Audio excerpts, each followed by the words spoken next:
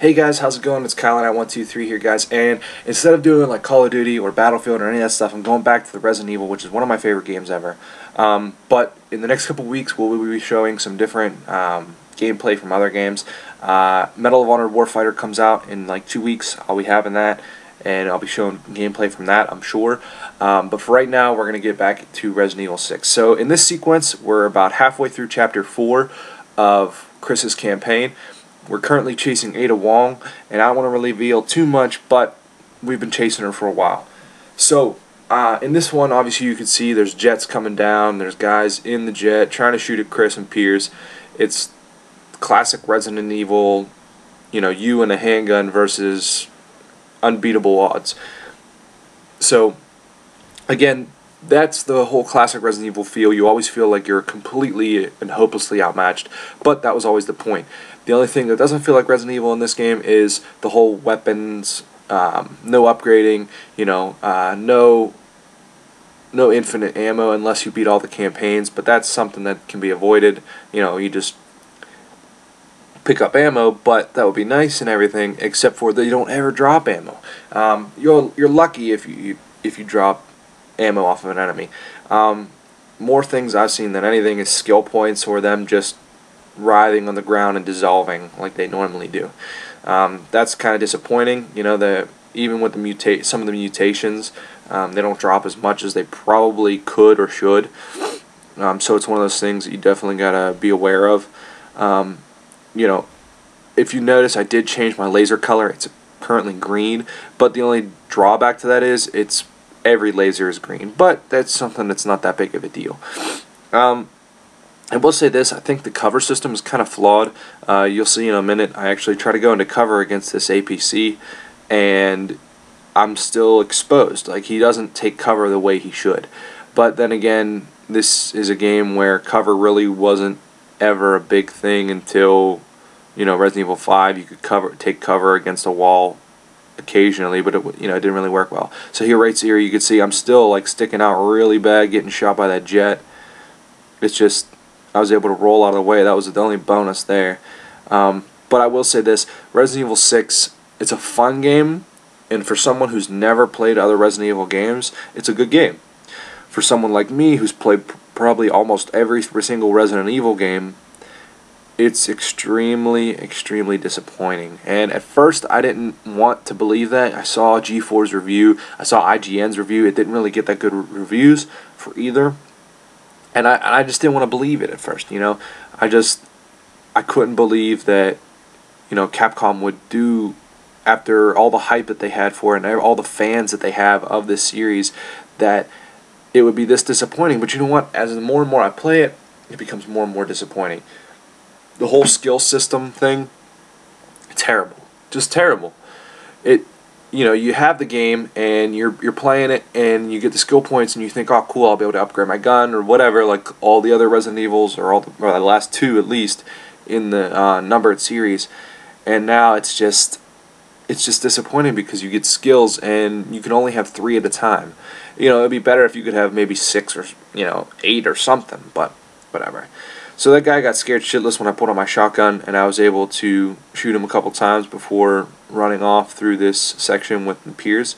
I do want to say that even though I was low on ammo, Chris Redfield does do some pretty cool melee stuff.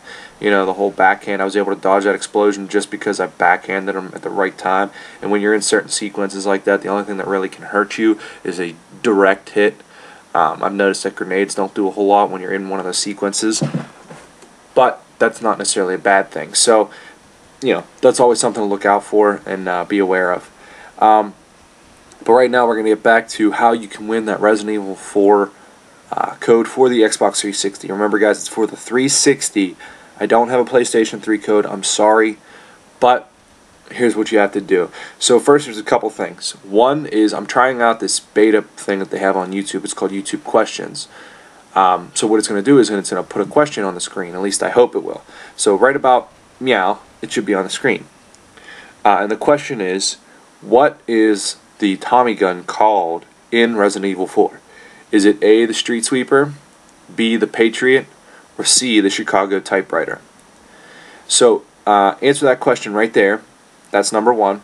Number 2 is give the video a share. And number 3, if all else fails, if I can't figure out how to do the question right, leave a comment with your name and the correct answer in the comment section below. So right there we got to see Piers roundhouse kick that Raven. That was a nice little thing, you know. So we're going to move on and keep chasing after Ada. Now the reason it kept blacking out right there is there's actually a cutscene, and I don't want to reveal too much to you guys. You know, I just want to kind of show some action with Chris and Piers. So I don't want to reveal too much, so I skipped the cutscene. I skipped, you know, the loading screen, so you guys don't have to sit through that stuff. So right now we're moving up, chasing on Ada. You'll get to see her in a second, and she doesn't wear red so much anymore. I think she wears like a red shirt. Yeah, she's wearing a red shirt. But in all the cutscenes, she wears purple. So she's not necessarily the bitch in red anymore. So be on the lookout for her throughout the game. She appears in everybody's campaign, so that's definitely something to watch out for. Again, she always keeps eluding us, so we have to move around and go the roundabout way to get at her. So right here we're going to see some different mutations that I thought were actually kind of funny in this game. Instead of, you know, the guys like the other Resident Evil 5, their heads would blow off and then, you know, they would change into something different. In this one, stuff comes out of their ass.